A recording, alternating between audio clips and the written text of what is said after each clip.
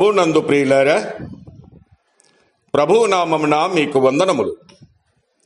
ఈరోజు దేవుని యొక్క వాక్య ధ్యానము పేతురు రాసిన మొదటి పత్రిక 4వ అధ్యాయము 12వ వచనము.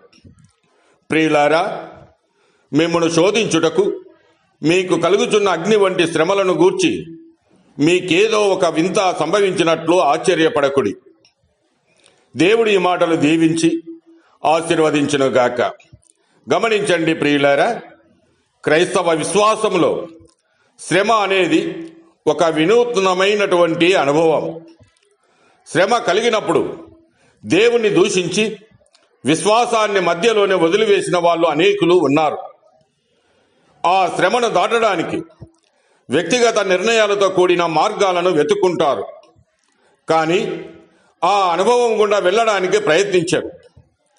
అయితే ఎటువంటి శ్రమ వచ్చినా, అగ్ని వంటి శ్రమలు కలిగినా అది చివరకు మరణమైన లెక్క చేయని వాళ్ళు కూడా ఉన్నారు. వీరే దేవునికి కావలసిన వారు.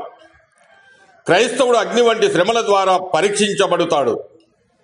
ఇదేమీ వింత కాదని పేతురు వివరిస్తూ, ఈ శ్రమ క్రీస్తులో మనకున్న విశ్వాసాన్ని పరీక్షించడానికి సూచిస్తుంది అని జ్ఞాపకం చేస్తున్నాడు. బంగారం ఏ విధముగా కొలిమిలో వేయబడినప్పుడు మలినము మస్టు అగ్నిలో కాల్చివేయబడి శుద్ధమైనటువంటి మేలిమైన బంగారము తయారవుతుంది. అలాగే శ్రమల గుండా ప్రయాణిస్తున్నప్పుడు మన విశ్వాసము పరీక్షించబడి పరిశుద్ధమైన వారముగా రూపాంతరము పొందుతాము. అనేకములైనటువంటి శ్రమ కొన్నిసార్లు మన చుట్టూ ఉన్న సమాజంలో బాధలు, నిందలు, అవమానాలు మరియు సామాజిక బహిష్కరణలు ఎదుర్కోవలసి వస్తుంది. ఈ శ్రమ అనుభవంలో మరణాన్ని కూడా లెక్క చేయని హతసాక్షులు క్రీస్తుకు మరింత దగ్గర చేరుకునే అనుభవాన్ని వారు పొందారు. ఇట్టి శ్రమలను దేవుడు మన జీవితంలో అనుమతిస్తాడు. ఇది దేవుని చిత్తం.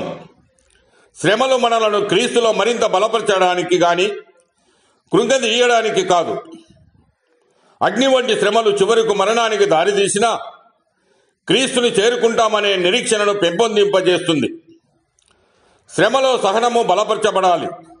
అంటే క్రీస్తుతో మనతో ఉన్నాడని విశ్వాసమా దేవుని సన్నిధిలో ఉన్నామనే నిశ్చయత కలగజేస్తుంది. ఆయనతో మనకు కలిగి ఉన్న సాన్నిహిత్యము మన హృదయానికి కలిగిన గాయములను, అందులోని వేదన నుండి స్వస్థత కలగజేస్తుంది. కనుక ప్రియులారా, దేవుడు మనకు కలిగే ప్రతి వేదనలోను, మనము పొందే ప్రతి శ్రమలోను మనకు తోడుగా ఉంటాడనే నమ్మకము మనకు ఉంటే విశ్వాసంలో మరింత బలము పొందగలం. దేవుడు మిమ్మల్ని దీవించి ఆశీర్వదించునుగాక.